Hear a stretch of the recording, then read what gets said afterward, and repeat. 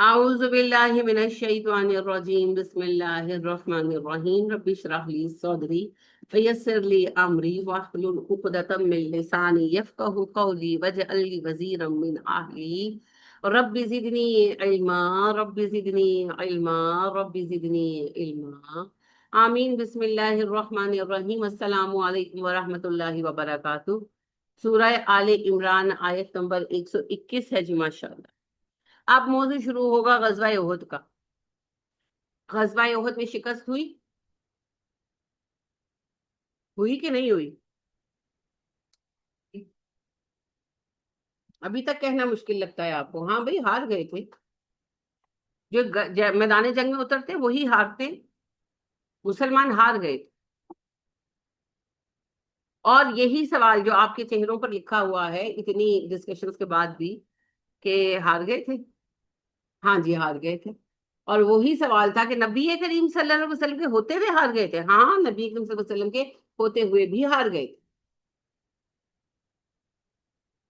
کیونکہ جنگ جو ہے وہ پوری فوج نے لڑنی ہوتی ہے، اور پوری فوج مل کر اس جنگ کو ہارتی یا جیتتی ہے، ایک بندے کے ساتھ کام نہیں ہوتا۔ ایک بات ہے، اور دوسری بات، جنگ کے اصول سکھانے تھے نا ہمیشہ کے لیے، اور یہ خوش فہمی دور کر دینی تھی کہ ہم ہیں انوکھے لاڈلے، تو کھیلنے کو چاند مانگیں گے تو مل جائے گا، نہیں ملے گا۔ وہ یہود اس خوش فہمی میں ہے نا کہ ہم تو اللہ کے لاڈلے ہیں، تو ہم تو لوگوں کا قتل عام کر دیں، شیرخوار بچے مار ڈالیں، عورتوں کا ریپ کر دیں، لوگوں کو بھوکا مار ڈالیں، ہمیں تو کچھ نہیں ہوگا کیونکہ ہم تو اللہ کے لاڈلے ہیں۔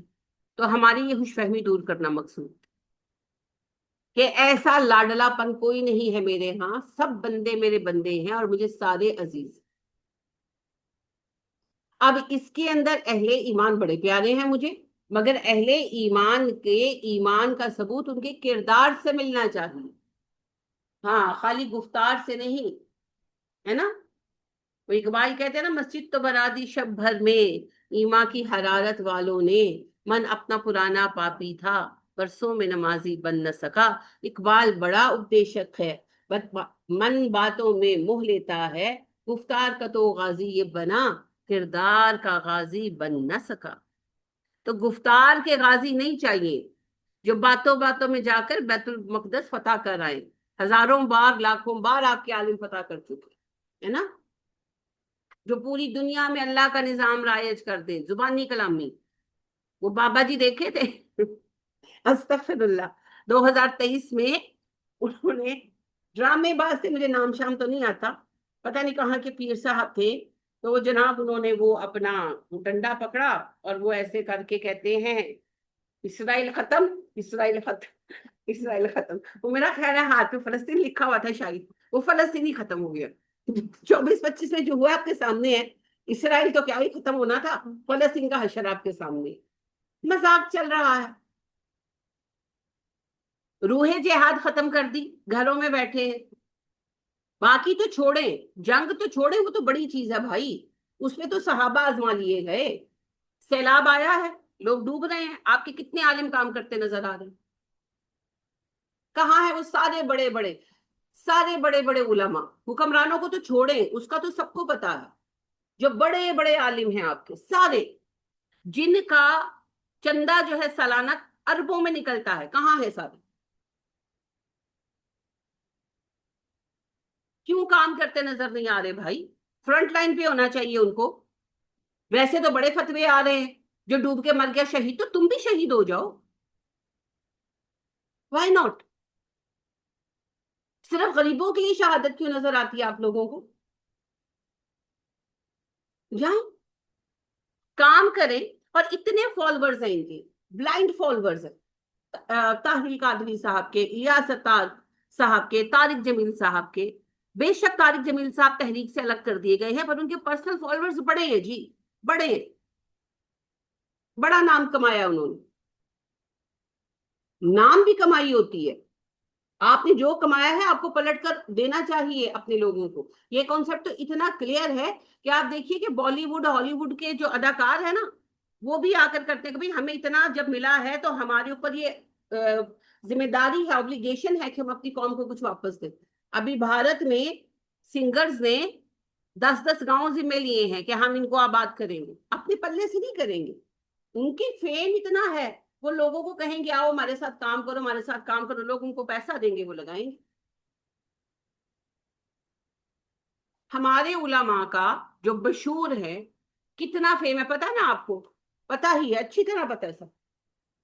وہی بات ہے، بلائنڈ فالوورز ہیں لوگ۔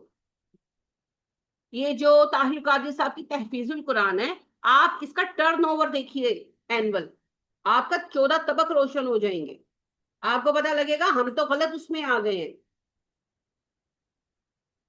منہاج القرآن ان کی تحریک کا نام ہے جی، تحفیظ القرآن ان کی مدرسوں کی چین ہے جہاں پر وہ قرآن حفظ کراتے ہیں۔ ہاں جی، میرے کان کے اندر وسپرز نہ کیا کریں منہاج القرآن ان کی اوور آل تحریک ہے، تحفیظ القرآن ان کا مدرسوں کا سسٹم ہے، جہاں پر کھالیں اکٹھی ہوتی ہیں، جہاں پر بچوں سے چندے لیے جاتے ہیں، اس کی بات کر رہی ہوں۔ خالی اس کا ٹرن اوور دیکھ کر آپ کا دماغ روشن ہو جائے گا، اور آپ سوچیں گے کہ اپنے بچے کو ڈاکٹر، انجینئر، وکیل بنانے سے بہتر نہیں تھا کہ میں اس قسم کا عالم دین بنا دیتا؟ معاذ اللہ، پیسے کے اعتبار سے کہاں ہے سارے؟ کام کرتے نظر کیوں نہیں آ رہے؟ چلو کم از کم سیلاب زدگان کی مدد کے لیے تو اکٹھے ہو جاؤ۔ چلو نہیں آپ جنگ کر سکتے، آپ لوگ ہیں ہی نہیں، وہ میٹیریل ہی نہیں ہے۔ دو طبقے ہیں جو سب سے زیادہ مفت کا کما رہے ہیں، حکمران اور علماء، مفت کا کما رہے ہیں۔ کتنے ہیں ان میں سے جو کام کر رہے ہیں؟ ایمانداری سے بتائیں مجھے، یہ جتنے بھی بڑے بڑے نامور ہیں، ان میں سے کتنے ہیں جو کما کے کھا رہے ہیں؟ اور ان کا لائف سٹائل دیکھیں، جو ان کے پاس گاڑیاں ہیں، جو ان کے گھر ہیں، جو ان کے خرچے ہیں، کہاں سے چلتے ہیں؟ عوام کے چندے سے چلتے ہیں نا۔ اچھا چھوڑ دیں حلال و حرام کی بحث، میں اس بحث میں نہیں پاڑی، میں صرف یہ کہہ رہی ہوں کہ جس قوم نے اپنے چندوں پر آپ کو اتنا بڑا جائنٹ بنایا ہے، آپ کو اتنا پیسہ دیا ہے، اتنی جو ہے دہائیوں سے، 40 سال سے، 35 سال سے، اب اس پر ٹف ٹائم آ گیا ہے، انہی لوگوں پر، یہی غریب لوگ آپ کا سورس آف انکم ہے، ان کے اوپر لگا دو 1 سال کا پیسہ، تم لوگوں کو کون سی کمی آ جائے گی؟ لیکن نہیں، کسی نے کچھ نہیں کرنا، کیونکہ ان کو پتا ہے کہ یہ اتنے بیوقوف لوگ ہیں کہ جب یہ نکلیں گے نا اس کرائسس سے، تھوڑا سا ابھریں گے، تو پھر سب سے پہلے ہمارے پاس ہی نذرانہ لے کر آئیں گے کہ دعا کریں کہ ہمارا کام چل پڑے۔ یہ اتنے سادے، اتنے بیوقوف ہیں، بہت تکلیف دہ باتیں۔ لیڈر ہوتے ہیں ایسے جیسے ہمارے نبی صلی اللہ علیہ وسلم تھے، جنگ ہے تو سب سے پہلے آگے کھڑے، سپہ سالار ہے نا، سب سے پہلے آگے کھڑے، نماز ہے تو امام ہے آگے کھڑے ہیں، قحط ہے تو بھوکے ہیں پہلے، کچھ نہیں کھایا، صحابہ نے نہیں کھایا، آپ نے بھی نہیں کھایا، یہ نہیں کہ آپ کے گھر میں کھانا بھرا ہوا ہے، آپ نے وہ دیکھا، وہ پتہ نہیں کون صاحب تھے، میں تو نام بھی نہیں جانتی، مجھے اس قدر بری دو باتیں محسوس ہوئی، وہ کوئی آفیسر ہے، پتہ نہیں کون ہے، تو وہ بچے کو پوچھتے ہیں بریانی کھاتی ہوں، بوٹی ہے کسی پکچر؟ آپ نے اس بندے کی ایروگنس چیک کیے؟ آپ لوگوں کو کیا بنانا چاہتے ہیں؟ غلام، سلیوز، وہ استغفر اللہ کتے ہیں آپ کے؟ کیا ایٹیٹیوڈ ہے؟ اور کل میں نے دیکھا کہ وہ جو بانٹ رہے ہیں اتنے اتنے سے پیکٹ، کلو کا پیکٹ نہیں ہوگا امداد کا، تو اس کے اوپر تصویر آلریڈی چھپی ہوئی ہے میڈم سی ایم صاحبہ کی، اور اگلے نے پکڑائی ہے، وہ ریسکیو اہلکار نے، تو کہتے ہیں لو امداد تا ڈے لئی، تیرے دے تیرے بچیاں نہیں کھانا، تو پھر اسے واپس لے لیا، کنے دیتا ہے، کنے دیتا ہے؟ تو کہتا ہے مریم نواز صاحب نے، ہاں، پھر واپس پکڑایا، اور تصویر تو چھاپ رہی ہے، اور کیا چھاپنا چاہتے؟ 1 کلو 1.5 کلو کا پیکٹ دے کر احسان جتا رہے ہو، پلے سے دے رہے ہو تم لوگ؟ عوام کا پیسہ ہے، عوام کا پیسہ ہے، اس ملک کی کمائی ہے، ایک تو آپ کی غلطی کی وجہ سے، آپ لوگوں کی نااہلی کی وجہ سے، آپ لوگوں کی غیر ذمہ داری کی وجہ سے لوگ ڈوبے ہیں، اوپر سے آپ احسان جتا رہے ہیں، کس بات کا احسان؟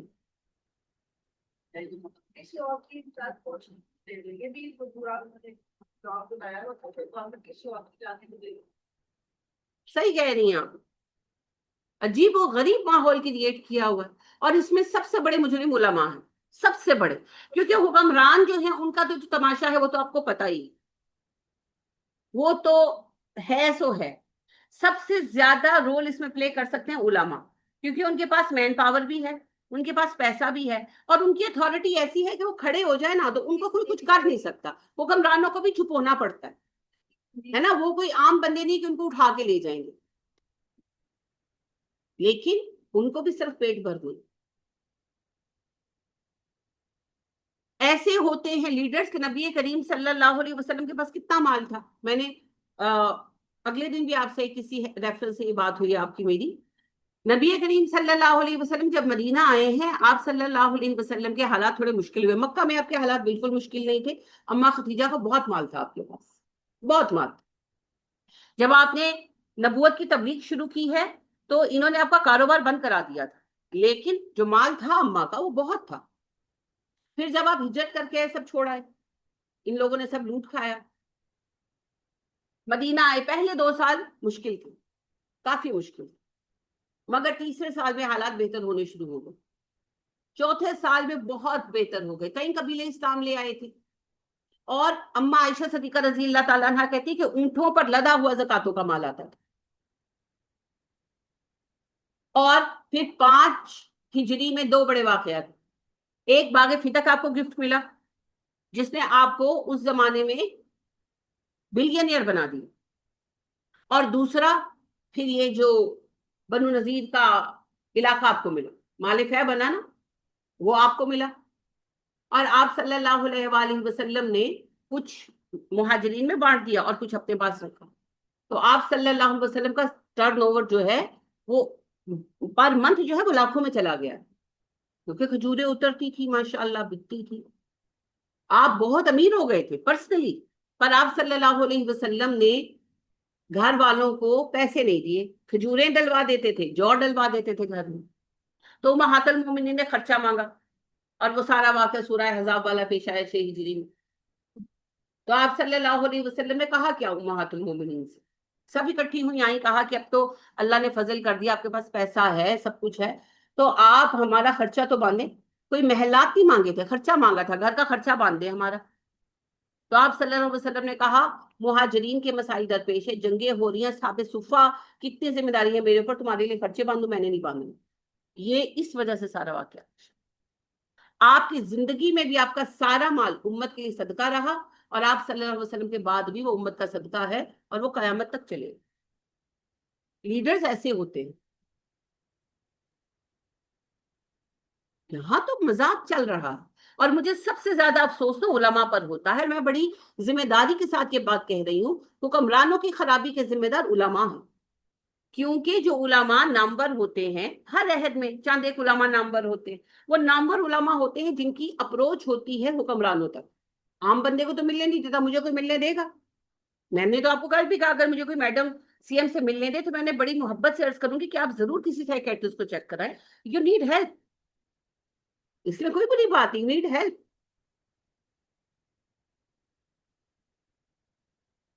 اور میں ان کو یہ بھی کہوں کہ آپ کو آپ کے ایڈوائزر کون جاہل لوگ ہیں جو آپ کی تصویریں کوڑے دانوں پہ لگواتے پھر رہے ہیں، کچرا گاڑیوں پہ لگواتے پھر رہے ہیں، کس طرح کے ایڈوائزر رکھے ہوئے ہیں آپ نے، پھلوں کی ریڑیوں کی شیٹوں پہ لگواتے پھر رہے ہیں، یہ آپ کے دوست ہے یا دشمن ہے، یہ کیا چاہتے ہیں؟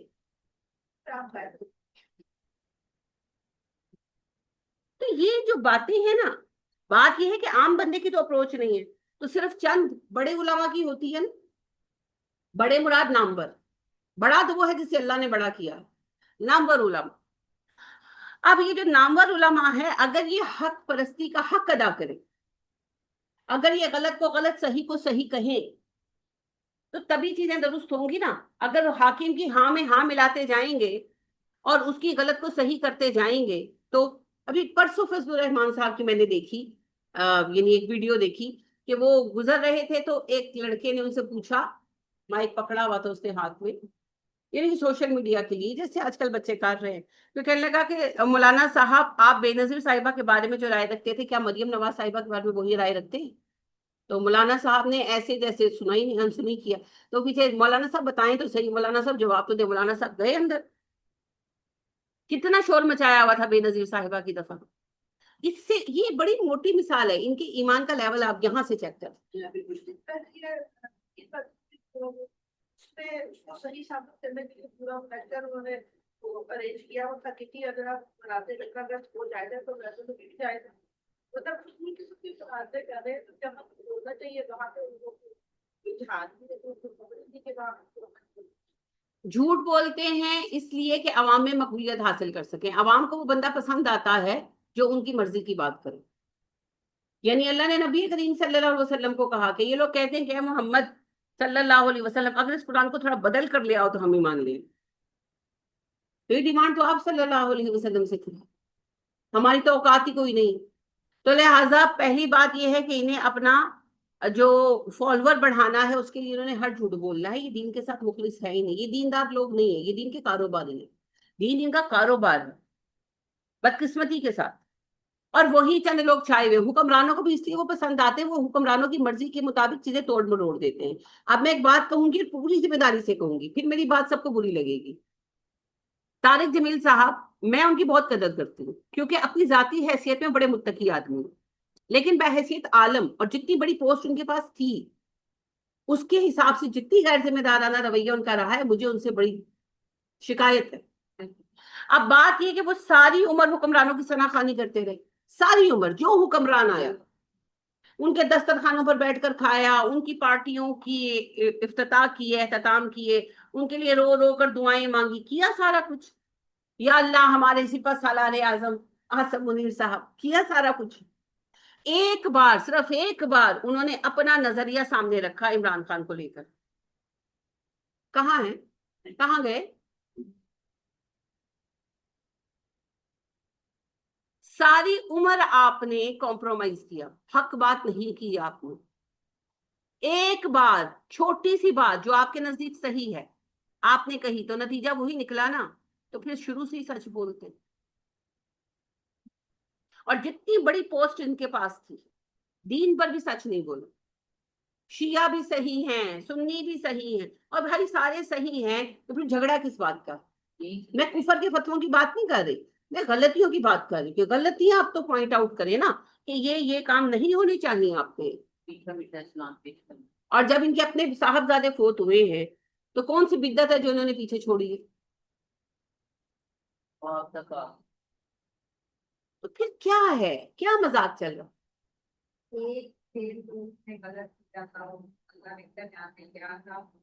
وہ تو اس کا معاملہ ہے, اس پہ چھوڑ دیں, ہمیں اس سے بحث ہی نہیں ہے. میں تو زندوں کی بات کر رہی ہوں کہ طارق جمیل صاحب کو اللہ ان پہ رحم کرے, انہوں نے اپنے بیٹے کی وفات پر کوئی بدعت چھوڑی ہے؟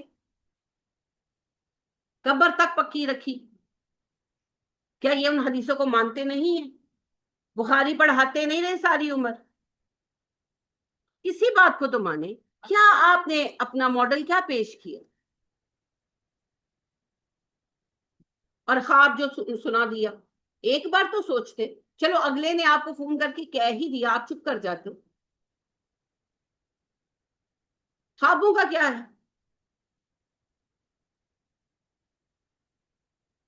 میں نے آپ کو کہا نا, ریاض کاندلوی صاحب کہتے ہیں میں نے خواب میں دیکھا کہ پلے سرات پار کر رہے ہیں, میں بھی پار کر رہا ہوں, نبی صلی اللہ علیہ وسلم بھی پار کر رہے ہیں, نقل کفر کفر نہ باشے. تو وہ کہتے ہیں کہ نبی صلی اللہ علیہ وسلم کا بیلنس خراب ہوا تو میں نے ہاتھ پکڑ لیا. اے چیک کرو تجھے. اور طاہر القادری صاحب نے خواب نہیں دیکھا تھا, اللہ کے نبی صلی اللہ علیہ وسلم آئے اور کہا کہ طاہر اپنا ہاتھ میرے ہاتھ میں رکھا اور کہا طاہر امت آج سے تیرے حوالے. واہ.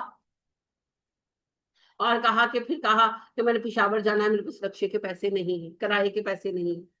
کیا فضول. میں سننے والوں پر حیران ہوتی ہوں. پہلی بات تو آپ ایک طرف کہتے ہیں نبی کریم صلی اللہ علیہ وسلم دو جہانوں کے مالک ہے, خزانے کی کنجیاں اللہ کی ان کے پاس ہے, وہ دیتے ہیں تو ملتا ہے, اور وہ پھر آ کر تم سے پیسے مانگیں گے.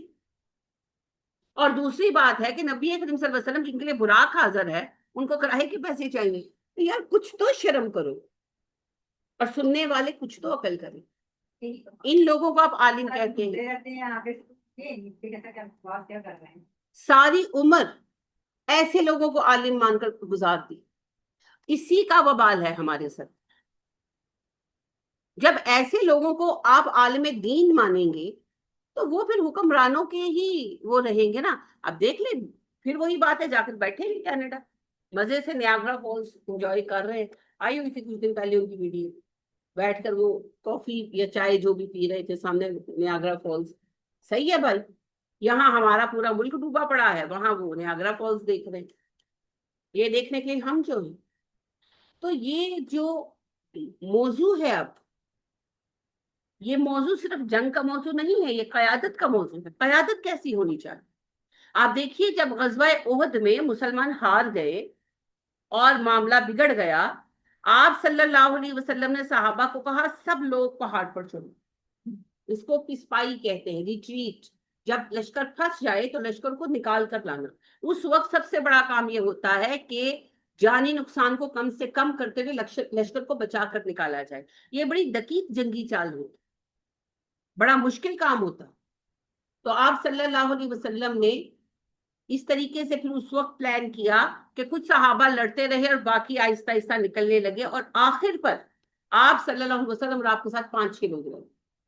آپ پہلے نہیں نکل گئے, آپ سب سے آخر میں چڑھے. یہ ہوتا ہے لیڈر, جو مصیبت میں آگے کھڑا ہوتا ہے. ایسے نہیں ہوتا کہ اسے پتہ ہی نہیں کہ اس مصیبت میں چل کیا رہا ہے. عجیب و غریب چیزیں. اور اوپر سے نیچے تک یہ حال ہے. وہ میں نے دیکھا, مجھے اتنی ہنسی بھی آئی, افسوس بھی ہوا. ڈی سی او صاحب, تو ڈی سی او صاحب کہتے ہیں یہ دیکھیے جی میری 2 فنگریاں, میری انگلیاں جل گئی. چلو فنگریاں تو مجھے سمجھ آ گئی, ان کا سلپ آف ٹنگ ہو گیا. چلے, بات کیا ہے؟ کہہ رہے ہیں کہ ہم لوگ سٹنٹ کر رہے ہیں. ہم سٹنٹ کر رہے ہیں, دیکھو میری 2 فنگریاں یعنی میری 2 انگلیاں جل گئی. اوکے, فنگریاں تو سلپ ہو گئی آپ کی ٹنگ, میں نے مان لیا, لیکن جل کیسے گئی؟ بھارت نے کھولتا ہوا پانی چھوڑا, پانی میں سے بندہ نکال دے, میری انگلیاں جل گئی ہیں. بھائی کیسے جل گئی ہیں؟ پانی کھول رہا تھا. کیا مذاق ہے؟ اور نہ ان کو عقل آتی ہے. بھئی کہو میری انگلیاں کٹ گئی ہیں تو کوئی مانے بھی, یا میری انگلیوں میں انفیکشن ہو گیا ہے, چلو کوئی مانے بھی. میری انگلیاں جل گئی. میرا کوشچن ہوگی, بھارت نے پانی پہلے گرم کیا پھر چھوڑا آپ کے لیے, جل کیسے گئی؟ یہ کہتے ہیں میری انگلی میں کانٹا لگا ہوا, بھینس نکال رہا تھا پانی سے. بھئی بھینس میں کانٹا, کوئی بات ڈھنگ کی کرو. آپ یہ کہنا چاہتے ہیں, آپ کہیں, میں نہیں کہتی, آپ کہیں کہ بھئی مجھے چوٹ لگ گئی ہے, میری انگلیاں کٹ گئی ہیں, انفیکشن ہو گیا ہے, میرے ہاتھ پہ چوٹ آ گئی ہے, فریکچر ہو گیا ہے, کچھ بھی کہو, جل کیسے گئی ہے؟ اور بھینس سے کانٹا کیسے لگ گیا ہے؟ بھینسوں میں کانٹے کب سے آنے لگے؟ افسوس کی بات ہے, افسوس کی بات. یعنی آپ کو علم نہیں ہے, آپ کو عقل بھی نہیں ہے. یہ پتہ کیا ہے, اللہ دماغ بند کر دیتے ہیں, عقلوں پہ پتھر پڑے ہوئے, ایسی فضول باتیں کرتے ہیں کہ پکڑے جاتے ہیں اپنی حماقتوں کی وجہ سے. تو مجھے کل سے اس بات پر رہ کر ہنسی آ رہی تھی, انگلیاں جل کیسے گئی بھائی؟ فنگریاں, استغفر اللہ, آپ کی فنگریاں جلی کیسے؟ اتنی نازک فنگری تو لا ہی ڈالتے پانی میں.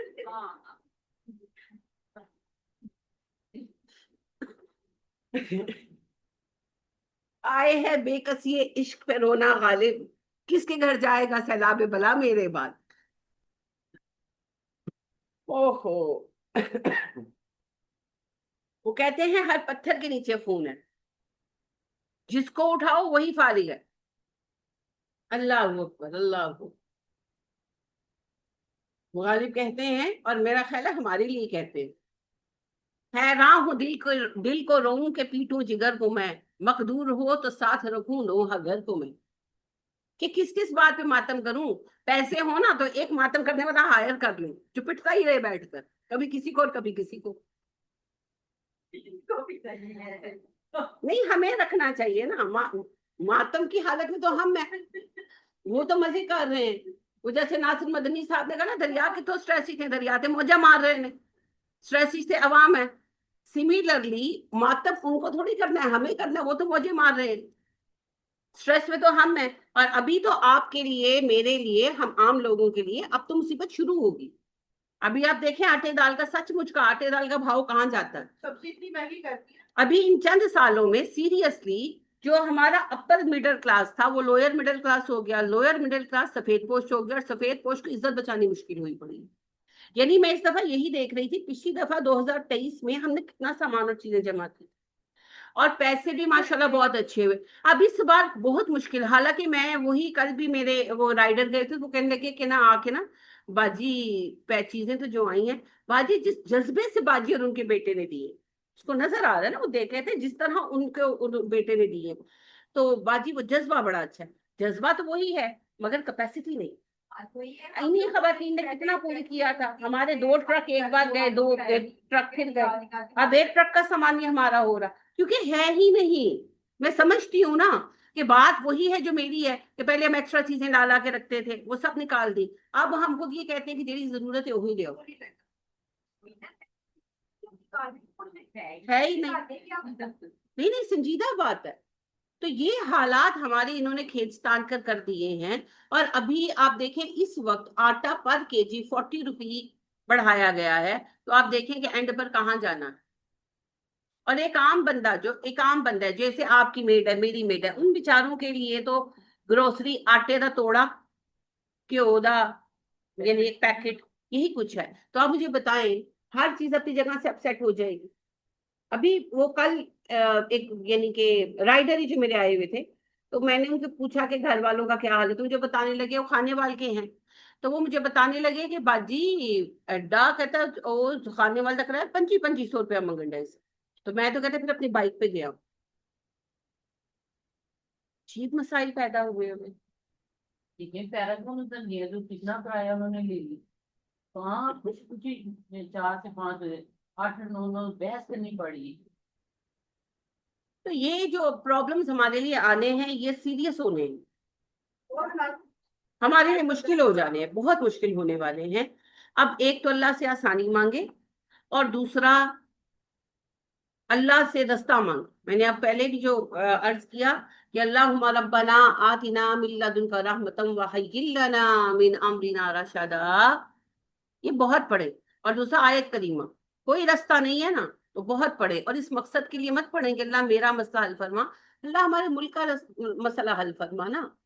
کیونکہ ملک کے ساتھ میں نے آپ کو کل بھی عرض کیا، ریاست ہے تو آپ ہیں، اور ریاست کے لیے سیاست کا درست ہونا ضروری ہے.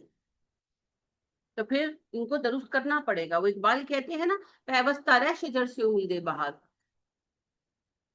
تو اللہ اس کے لیے ہمیں توفیق عطا فرمائے. اب آپ نے جب پڑھنا ہے تو صرف جنگ کے اعتبار سے نہیں دیکھنا، آپ نے قیادت کے اعتبار سے دیکھنا ہے نبی کریم صلی اللہ علیہ وسلم کو. آپ نے یہ بھی دیکھنا ہے کہ فتح کے بعد جو بدر کا عروج ملا، پھر احد کے بعد شکست کی جو نتائج آئے، تو نبی کریم صلی اللہ علیہ وسلم وہاں بھی بیک اپ پر نہیں چلے گئے، ہے نا. یہاں تو ایک کھیل چلتا ہے نا ہر حکومت کا کہ سارے برے کام پچھلی حکومت نے کیے، سارے اچھے کام ہم نے کیے. ایسی ایسی باتیں کرتی ہیں کہ انسان کا دماغ گھوم جاتا ہے. یعنی کہ حیرت کے مارے ازواں بخاری صاحبہ کہتی ہے پنجاب حکومت نے 80 ڈیمز پہ کام شروع کیا ہے. 80 ڈیمز، آپ کو 80 کا نہیں پتا کہ ڈیم کا نہیں پتا؟ نہیں سیریسلی آپ کو 80 فگر نہیں پتا یا آپ کو ڈیم نہیں پتا؟ وہ مبشر لقمان صاحب نے کہا کہ میڈم آپ کسی ٹائم مجھے بتائیں آپ ڈیم کس کو کہتے ہیں. یعنی دنیا کی جو بڑی حکومت جیسے چین جیسا ملک بھی ایک ٹائم میں 80 ڈیم پر کام نہیں کر سکتا، پنجاب حکومت 80 ڈیم پر ایک وقت میں کام کر رہی. سبحان اللہ. تو آپ یہ دیکھیں ہر وقت یہی ہوتا ہے ہر حکومت کی کہانی کے پچھلی حکومت بگاڑ گئی، ہم نے سنوارا، اور سنوارتا کوئی کچھ نہیں ہے. جو مسائل میں 88 میں جو سیلاب آیا تھا نا، وہ میری یادداشت کا پہلا سیلاب ہے، اور آج 2025 کا سیلاب ہے، حالات سیم ہے، سیم حالات. اب اس ساری صورتحال کے اندر ہمیں اصل دیکھنا یہ ہے کہ لیڈرشپ کیا ہوتی ہے، اور یہ سمجھنے کے لیے ہمارے نبی کریم صلی اللہ علیہ وسلم ہمارا رول ماڈل. تو اس قصے میں یہ سمجھیے گا. اللہ فرماتے ہیں وَإِذْ، اور جب، واو حرف عطف ہے، از حرف ہے جب، غدوتا صبح سویرے نکلے آپ. غدا ہوتا ہے کل، غدوتا تا جو ہے وہ کیا ہے؟ ضمیر ہے، پروناؤن ہے. غدوتا تو نکلا. آپ ہم کہتے ہیں نبی اکرم صلی اللہ علیہ وسلم کی ذات کی طرف اشارہ ہے، تو نکلا من اہلی کا اپنے گھر والوں سے، تبوئو متعین کر رہے تھے، آپ متعین کر رہے تھے،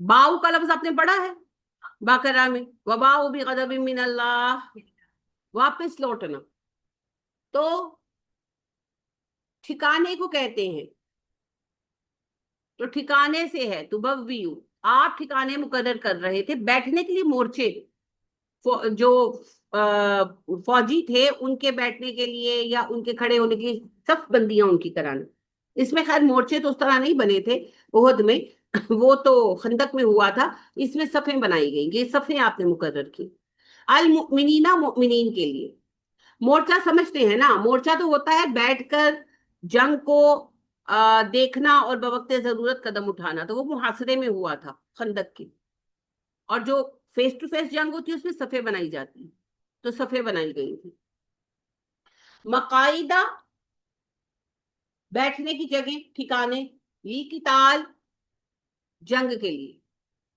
اے نبی صلی اللہ علیہ وسلم وہ وقت یاد کریں جب آپ اپنے اہل خانہ کے پاس سے رخصت ہوئے صبح سویرے، اور مومنین کو لے کر آپ جنگ کی جگہ پر گئے اور انہیں ان کی صفوں کے مطابق آپ مقرر کر رہے تھے، ان کو مختلف جگہوں پر متعین کر رہے تھے۔ اب جو غزوہ احد ہے اس میں پہاڑ پر بھی آپ صلی اللہ علیہ وسلم نے دستہ مقرر فرمایا تھا، اور پھر یہ ہوتا ہے پیدل کا دستہ الگ ہوتا تھا، سوار کا دستہ الگ ہوتا تھا، اور تیر اندازوں کا الگ ہوتا تھا، نیزہ بازوں کا الگ ہوتا تھا، تو اس اعتبار سے پھر ان کی جو ہے نا لوکیشن بنائی جاتی تھی کہ کون سا دستہ زیادہ مضبوط ہے، پھر یہ بھی دیکھا جاتا تھا کہ تیر انداز کہاں متعین کیے جائیں کہ تیروں کی اپروچ دشمن تک ہو، تھوڑی بلندی ہو، جو ہے ان کا جو سائٹ ہے وہ کلیئر ہو، یہ ساری چیزیں مد نظر رکھنی ہوتی تھی۔ پھر گھڑ سواروں کو گھوڑے دوڑانے کے لیے جگہ چاہیے، تو ان کے لیے صاف میدان ہونا چاہیے، پھر جو پیادے ہیں وہ الگ ہو، وہ گھوڑوں کے نیچے آ کر زخمی نہ ہو، تو یہ سارے جو ہیں جنگی حکمتیں ہوتی، اتنا سمپل نہیں ہوتا کہ بس جاؤ اسکول کے بچوں کی جیسے ہم اسمبلی میں لائن بناتے ہیں، یہ ویسے لائن اپ کرنا نہیں ہوتا، یہ بڑا حکمت کا کام ہوتا ہے کہ کس طریقے سے کیا جائے، تو لہٰذا پھر اس کے اعتبار سے نبی کریم صلی اللہ علیہ وسلم نے جنگی ترتیب دی اپنے لشکر کو، واللہ سمیع علیم، اور اللہ خوب سنتا ہے، اللہ خوب جانتا ہے، یعنی اللہ کہتے ہیں اب جو کر رہے تھے میں سن رہا تھا، میں دیکھ رہا تھا، تو آپ بھی جو کر رہے ہیں اللہ سب سنتا ہے، سب دیکھتا ہے، کسی قسم کے کام کے لیے نام کی ضرورت نہیں، اگر آپ کو انعام اللہ سے چاہیے ہے نا، اگر اللہ سے انعام چاہیے تو اللہ سے بہتر کوئی جاننے والا ہے، تو پھر اللہ خود ہی دے دے گا، اور اگر بندوں سے انعام کے لیے کر رہے ہیں تو اس سے بڑی بے وقوفی کوئی نہیں، بندوں نے کبھی کسی کو کچھ دیا ہے جو آپ کو دیں گے؟ دکھاوا ہے جی، اور مقاصد ہے، جیسے حکمرانوں کے مقاصد ہیں ووٹ مل جائیں، علماء جو ہیں وہ جب کوئی کام جیسے یہ عید میلاد النبی جیسے ڈرامے کرتے ہیں تو لوگوں کی محبت پانے کے لیے اور پیسہ پانے کے لیے کرتے ہیں، ان کی کوئی اور مقاصد نہیں ہے، دنیا ہے مقصد ان کا، دنیا، تو جسے اللہ کی رضا چاہیے اسے پتا ہے کہ میرے کام کو اللہ جانتا ہے، تو اسے کسی سے کوئی ڈنڈورا چاہیے ہی نہیں، اللہ خود کہتے ہیں نا تمہاری مرضی ہے صدقات اعلانیہ کرو یا خاموشی سے، مگر اگر خاموشی سے کرو تو تمہارے نفس کے لیے اچھا ہے، جو ابو بکر صدیق رضی اللہ تعالیٰ عنہ چوری چھپے نہیں جاتے تھے، وہ جو بڑھیا کا گھر صاف کرنے جاتے تھے، بڑھی بزرگ خاتون کا جو حضرت عمر سے واقعہ بیان ہوتا ہے کہ حضرت عمر کہتے ہیں میں نے اس دن مان لیا کہ میں ابو بکر سے سبقت نہیں کر سکتا،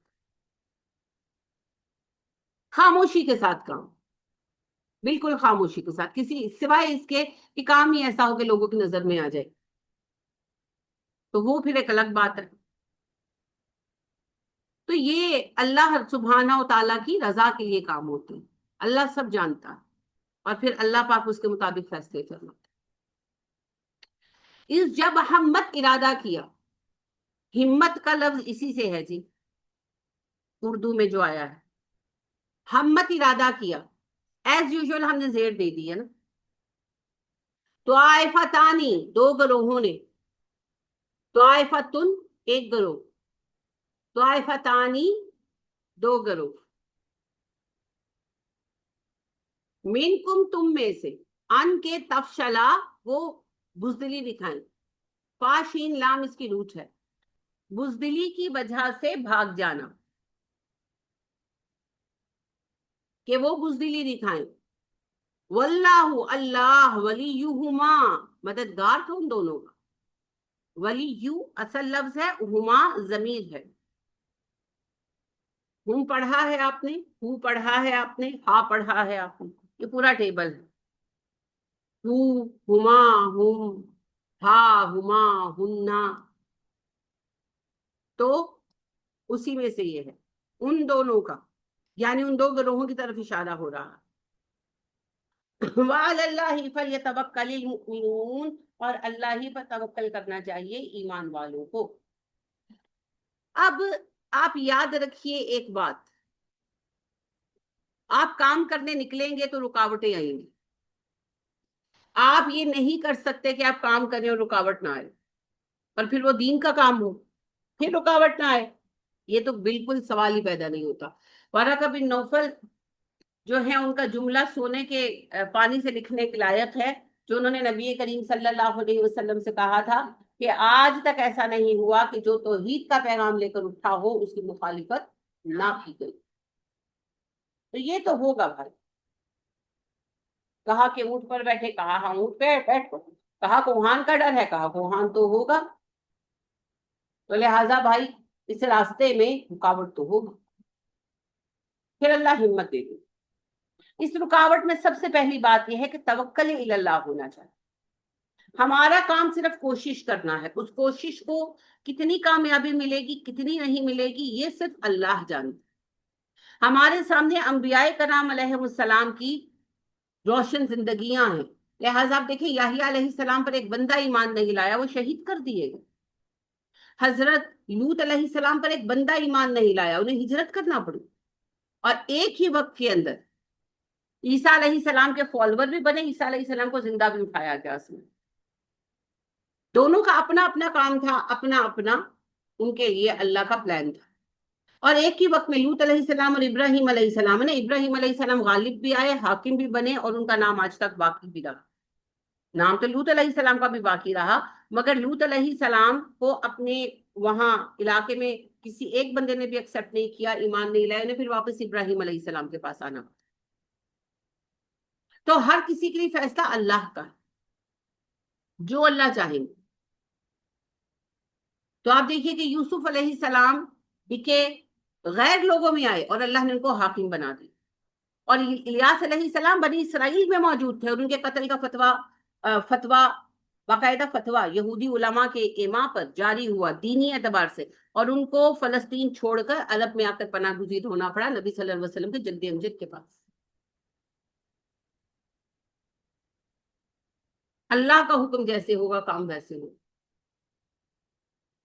तो लिहाजा अल्लाह पर भरोसा करें। सबसे पहली बात यह है हमारा जिम्मा काम करना है, उस काम का नतीजा अल्लाह की तरफ। और दूसरी बात, भरोसा लोगों पर नहीं होना चाहिए कि कोई छोड़ गया तो आप डावाडोल हो जाए कि हाय इसने भी छोड़ दिया, हाय उसने भी छोड़ दिया। हमारे हुसैन रजी अल्लाह ताला अन्हु हमारा रोशन मीनार है, सब साथ छोड़ गए थे ना, 10,000 से ज्यादा लोग थे हुसैन रजी अल्लाह ताला अन्हु के साथ। और जैसे ही हुर आए हैं, हुर के लश्कर से सामना हुआ है, और हुर ने वार्निंग दी है, रात को सोए और सुबह उठे तो सिवाय वो 72 लोग, यानी अहले खाना और 72 अफराद सारे गए, मगर हुसैन रजी अल्लाह ताला अन्हु के पाए इस्तकलाल में डगमगाहट नहीं, वो अपनी बात पर डटे रहे। तो फिर आपका साथ कोई दे या ना दे, अगर काम करना है तो अल्लाह के भरोसे करना है, अफराद के भरोसे नहीं करना। अफराद का क्या है, आज जो आपको हीरो बना रहे कल जीरो बना देंगे। अभी की एक छोटी सी बात है, कतई सियासी एतबार से नहीं कह रही, संजीदगी से कह रही, वो इंसानों की मोरालिटी के एतबार से कह रही। जब इमरान खान साहब थे, इक्तदार में थे, बाहर थे, तो इमरान तेरे जानसार बेशुमार बेशुमार, अब वो बेचारे जेल में है, कहाँ है ये बेशुमार। एक दफा उठाए गए तो खत्म हो गई ना, फिर सारे बैठ गए ना घरों में। یہ تو وہ خود کھڑے ہیں اللہ کی توفیق سے. اللہ کو پتا ہے ان کا معاملہ کیا ہونے والا ہے. میرا گمان تو یہی ہے کہ ان کی حکومت بنے گی, ان کو موقع ملے گا, کیونکہ جو بندہ کوشش کرتا ہے نارملی اللہ موقع دیتے ہیں, سوائے اس کے کہ کوئی اور پلان بول رہا, وہ تو پھر اللہ کے پلانز ہے, اللہ جانتے ہیں. لیکن میرے کہنے کا مقصد یہ ہے کہ ایک وہ مارچ جو نکلا تھا اور اس میں مارا اور گولیاں چلائیں اور جو کچھ بھی اریسٹ بھی ہوئے, کافی مسئلے ہوئے, مگر پھر یہ تو ہونا ہی تھا, ہونا تھا نا. اس کے بعد پھر بیٹھ گئے نا سارے گھروں میں. ہاں, لوگ تو ایسے ہیں بھائی. ایک بات نواز شریف صاحب نے سچ کہی تھی, جب یہ آئے تو انہوں نے ایک اسپیچ میں کہا, سب نے کہا قدم بڑھاؤ نواز شریف ہم تمہارے ساتھ ہیں. آپ کو یاد ہوگا سلوگن تھا جب نواز شریف صاحب کا سیکنڈ ٹینیور تھا, اس سے پہلے نعرہ تھا قدم بڑھاؤ نواز شریف ہم تمہارے ساتھ ہیں. اور کہتے جب میں نے پلٹ کر دیکھا تو کوئی بھی نہیں تھا, میں اکیلا کھڑا تھا. یہ واحد بات اس بندے نے سچ کہی. لوگ تو ایسے ہیں جو نواز رسول کو چھوڑ کر چلے جائیں, ایسے ہیں لوگ. تو لوگوں پر بھروسہ کر کے کام شروع نہ کیجیے, اللہ پر بھروسہ کیجیے. پھر اللہ آپ کو وہ ساتھی لا کر دے گا جو نبی کریم صلی اللہ علیہ وسلم کے ساتھیوں جیسے ہوں گے, جو جانے قربان کرتے ہیں. وہ پھر اللہ کا کام. تو توکل اللہ, توکل اللہ کا معنی کیا ہے؟ مومن ہو کافر ہو تو شمشیر پہ کرتا ہے بھروسہ, مومن ہو تو بے تیغ بھی لڑتا ہے سپاہی. کیا مطلب ہے؟ بھروسہ اللہ کی ذات پر ہے, تلواروں پر نہیں ہے. لہٰذا بدر میں بغیر ہتھیاروں کو بھی فتح ہوئی. تو بھروسہ اللہ کی ذات پر ہونا چاہیے, یہ پہلی چیز زندگی میں سمجھ لو. بھروسہ شوہر پر بھی نہیں ہونا چاہیے. میں اعتبار والا بھروسہ نہیں کہہ رہی, توکل والا بھروسہ کہہ رہی کہ توکل میرا تو سب کچھ میرا میاں کرتے, ہائے میرا میاں مر گیا ہوں میرا کی ہوئے گا. اور بھائی جب میاں حیات تھے تب بھی سب اللہ ہی کر رہے تھے. اللہ حی و قیوم ہے. میرا بیٹا چلا گیا, خرچہ بھیجنا بند کر دیا, اب میرا کیا ہوگا؟ اللہ مالک. توکل اللہ پر ہونا چاہیے. گورنمنٹ پر کسی پر توکل نہ ہو, توکل اللہ. حسبی اللہ و نعم الوکیل. یہ بہت عظیم بات ہے, یہ بہت عظیم بات ہے. جب حضرت ابراہیم علیہ السلام کو آگ پر بھی پھینکا جا رہا تھا تو یہی پڑھ رہے تھے نا, حسبی اللہ و نعم الوکیل, مجھے اللہ کافی ہے. ابراہیم, آج ہم بڑے آرام سے اس بات کو سوچ سکتے ہیں کیونکہ ابراہیم بچ گئے تھے. ابراہیم جب پھینکے جا رہے تھے ان کو نہیں پتا تھا مجھے بچایا جائے, وہ جلنے کے لیے ہی تیار تھے. نبی کریم صلی اللہ علیہ وسلم اللہ کے بھروسے نکل آئے, ہے نا. اور جب وہ غار سور میں تھے, آپ کو تو نہیں پتا تھا نا کہ کیا ہونے والا ہے, بچنے والے ہیں, پکڑے جانے والے ہیں. تو غار سور میں تھے, اور جب وہ پیر نظر آئے کفار کے, اور ابو بکر گھبرائے اور کہا اللہ کے نبی صلی اللہ علیہ وسلم ذرا یہ چکے تو ہمیں دیکھ دیں گے. تو آپ نے کہا لا تحزن ان اللہ معنا, ابو بکر دکھی نہیں ہو, اللہ تو ہمارے ساتھ ہے نا. تو پھر اللہ کی جو مرضی, جو میرے رب کی رضا. توکل اللہ. جب موسیٰ علیہ السلام بحر احمر کے کنارے کھڑے تھے اور پیچھے سے لشکر آتا نظر آیا اور ان کی قوم نے کہا موسیٰ ہم تو پکڑے گئے, تو موسیٰ علیہ السلام نے کہا کلا انا ربی مایا سیہدین, ہرگز نہیں, میرا رب ہے میرے ساتھ, وہ مجھے رستہ دکھائے گا. حضرت موسیٰ کو تو نہیں پتا تھا سمندر پھٹے گا رستہ بنے گا. بظاہر آپ دیکھیں دنیاوی اعتبار سے زیرو چانس تھا نا, سامنے سمندر ہے, پیچھے دشمن کا لشکر, بھاگیں گے تو کہاں جائیں گے, کوئی راستہ نہیں ہے. مگر جب انہوں نے اس توکل کا مظاہرہ کیا, اللہ نے سمندر میں سے راستہ نکال دیا. جب حضرت یونس علیہ السلام کو مچھلی نے نگل لیا, کوئی امید تھی؟ بھئی مچھلی نے اب کھا ہی لیا, he is in the stomach of the whale. اب باقی کیا ہے؟ اللہ. اللہ ہے. کیا کوئی چیز ان فزیکل لاس کو بھی بدل سکتی ہے؟ ہاں, اللہ کا حکم, اللہ کا حکم بدل سکتا. لہٰذا انہوں نے مچھلی کے میدے میں سے یہی پکار لگائی, لا الہ الا انت سبحانک انی کنت من الظالمین. اور اللہ خود کہتے ہیں اگر ایسا نہ ہوتا تو قیامت کے دن مچھلی کے پیٹ سے اٹھاتے ہم یونس, مگر اس تسبیح کی وجہ سے ہم نے اسے معاف کر. تو توکل اللہ پر, یہ توکل تھا اصل میں. ان کو پتا تھا کہ اس حالت سے بھی مجھے کوئی نکال سکتا ہے تو وہ میرا رب ہے. تو اللہ پر توکل کمزور نہ کریں. اور اگر اللہ نے آپ کا مرنا لکھ دیا ہے کسی سچویشن میں تو پھر مرنا ہی ہے نا, پھر بچ تو نہیں سکتے, تو پھر کسی اور کی قدم بوسی کا کیا فائدہ. بلم باور کا یہی قصہ ہے نا. بلم باور کو اینڈ پر جب سولی چڑھانے لگے, قتل کے جرم میں پھانسی کی سزا ہوئی, تو شیطان اس کے پاس آیا, تو بلم باور نے کہا مجھے بچا لے, تو اس نے کہا میں بچا لوں گا, سر مجھے سجدہ کر. بلم باور نے سجدہ کیا, تو شیطان نے کہا بس یہی تو میں چاہتا تھا, اینڈ ہی لیفٹ, اور اس کو پھانسی چڑھا دیا گیا. آخری فیل کیا ہوا؟ شرک. یہ ہمارے ساتھ یہی کھیل دنیا کھیلتی ہے نا. تو صرف اللہ کی ذات پہ بھروسہ رکھیے, صرف اللہ کی ذات پہ. اور اگر اللہ نے ہمارے لیے کچھ لکھ دیا ہے تو وہ ہو کر رہے گا. وہ جو عبداللہ بن عباس رضی اللہ تعالیٰ عنہ کو نبی اکرم صلی اللہ علیہ وسلم نے وصیت فرمائی, یہ کتنی حسین ہے کہ آپ صلی اللہ علیہ وسلم کے پیچھے خچر پر سوار تھے عبداللہ. تو آپ صلی اللہ علیہ وسلم نے کہا کہ بیٹے لڑکے, میں تمہیں کچھ نصیحتیں کرتا ہوں, یاد رکھو گے تو سکون پاؤ. اچھے وقت میں اللہ کو بھولنا مت, خوشی کے اچھے وقت میں اللہ کو مت بھلانا, مصیبت میں اللہ کو موجود پاؤ. سمجھ گئے بات؟ آ گئی سمجھ میں؟ دوسری بات یہ فرمائی, تم اللہ کی یاد سے غافل نہ ہونا, اللہ تمہارے معاملات سے غافل نہیں ہوگا. اور تیسری بات کہی, اے پیارے لڑکے, اے پیارے بچے, ساری دنیا بھی مل جائے نا تمہیں نفع دینے کے لیے, تو اس سے زیادہ نہیں دے سکتی جتنا اللہ نے لکھ دیا. اور چوتھی بات فرمائی, ساری دنیا بھی اگر مل جائے نا تمہیں نقصان پہنچانے, تو اس سے زیادہ نہیں دے سکتی جتنا اللہ نے لکھا. بس بات ختم ہے. کوئی آپ کا بال بھی بانکا نہیں کر سکتا اگر اللہ نے نہیں لکھا, اور اگر اللہ نے لکھا ہے تو پھر اللہ کی تقدیر پر راضی رہے, ہے نا. مجھے بہت یاد آتے ہیں یحییٰ علیہ السلام, کیسے حسین انسان تھے اور کتنے پیارے انسان تھے. اللہ نے کتنی محبت سے ان کا نام رکھا تھا نا. جب حضرت زکریا علیہ السلام کو خوشخبری ملی تو 7 فرشتے نے کہا کہ اللہ نے اس کا نام یحییٰ رکھا ہے, اور یہ نام پہلے کبھی کسی کا نہیں رکھا گیا. واحد انسان ہے دنیا کے جن کا نام رکھنے کا اللہ پاک نے خود ارادہ فرمایا, خود نام رکھا, ان کا اعزاز ہے کہ ان کا نام اللہ نے رکھا. کتنی محبت سے نام رکھا, اور نصیب میں ان کی شہادت لکھ دی.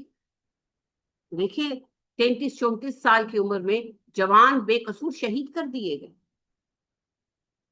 جب اللہ نے لکھا ہے تو پھر آمنا وصدقنا, اس سے اچھا کیا ہے. تو توکل اللہ پر ہونا چاہیے, توکل لوگوں پر نہیں ہونا چاہیے.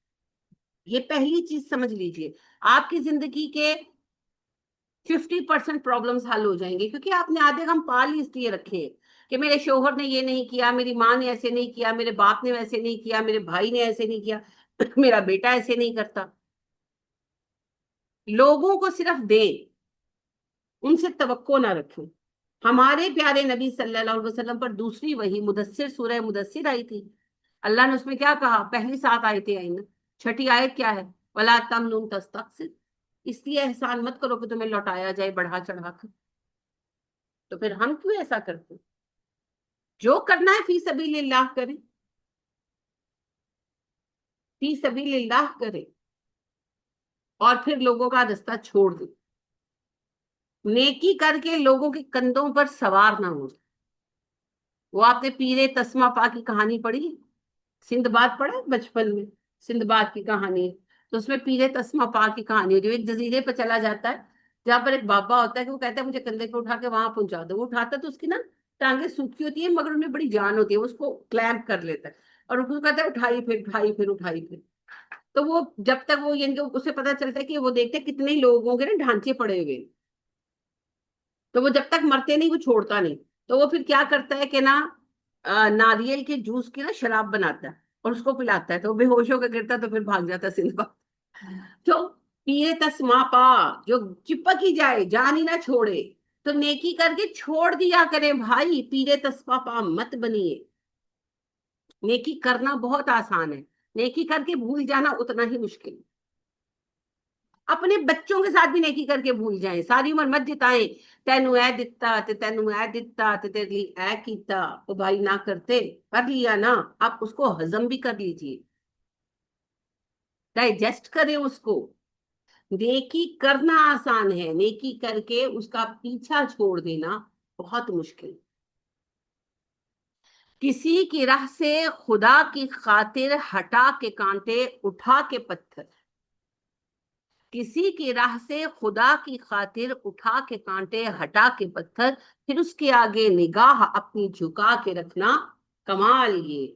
اور جب آپ نے جتایا نا اگلے کو، آپ کی نیکی وہاں ختم ہو چکی. اب اس نیکی کو تو بھول جائیں، اب آپ اپنے نامہ عمل کی فکر کریں. اور ایک بات میں آپ کو بہت زیادہ کہتی ہوں، اسماء رضی اللہ تعالیٰ عنہ کا جملہ ہے مگر بہت درست ہے، دوسرے کی آپ دنیا خراب کر کے اپنی آخرت خراب کر رہے ہیں. دوسرے کی آپ صرف دنیا ہی خراب کر سکتے مگر اپنی آپ آخرت خراب کر رہے ہیں. سودا آپ کا ہے، جو آپ کا دل چاہتا ہے کریں.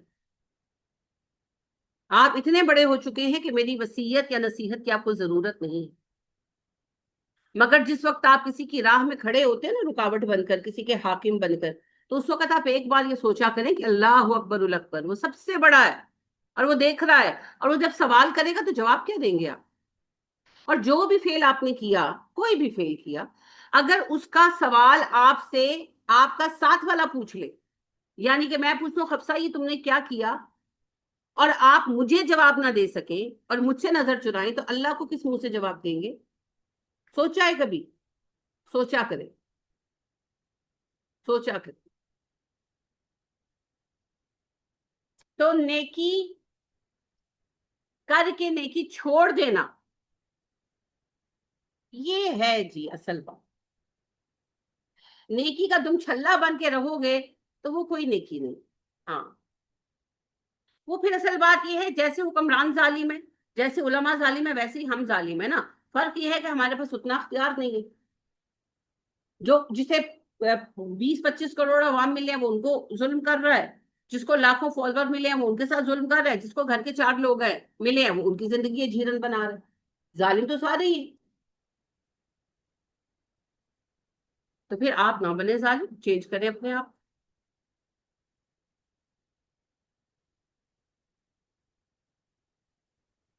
اللہ کے ہاں سب سے زیادہ اچھی چیز جو ہے وہ اخلاق اور نرمی، اعلیٰ اخلاق حاصل کیجیے. تو یہ بھیا بڑی اہم باتیں ہیں جن پر آپ دھیان دیں اور بھروسہ کریں اللہ کی ذات. اس کے بعد جنگ ہوگی. اب احد میں یہ ہوا، ہر جنگ اس کے بعد ہوگی جی. آپ جنگ صرف میدان جنگ میں نہیں ہوتی، نفس کے ساتھ بھی جنگ چل رہی ہے، ہمارا شیطان کے ساتھ بھی مارکا چل رہا ہے ہر وقت، اہل خانہ کے ساتھ بھی. یعنی کہ اہل خانہ بھی تو ہماری آزمائش ہے نا.